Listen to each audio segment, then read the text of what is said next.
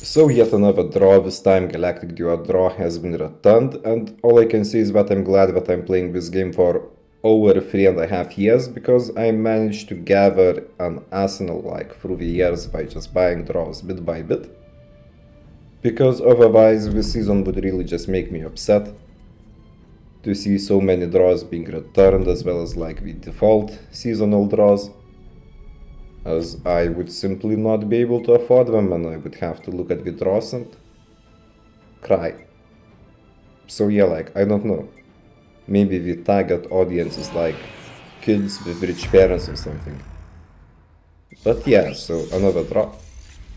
And the cordite, it looks good, but the iron sight is pretty much just a default variant with some yellow shades around it.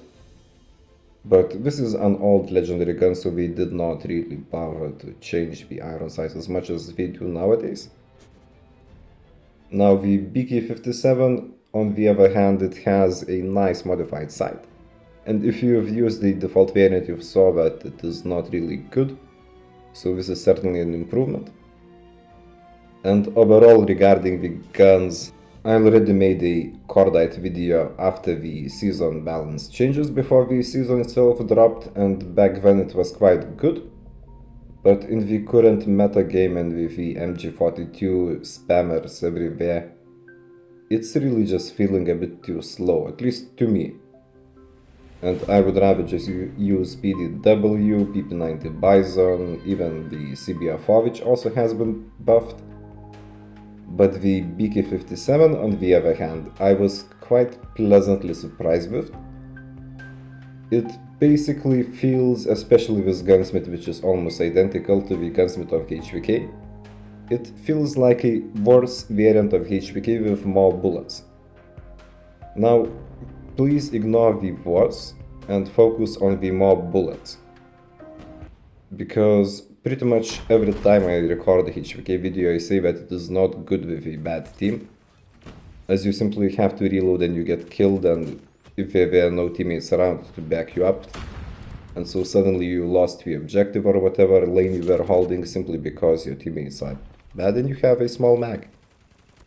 And BK57, it has quite solid damage, good range. It is not as good damage-wise as HVK and is a bit slower movement-wise as well. But in this gameplay and others, you will see how I was able to get more kills simply because I did not have to reload as often.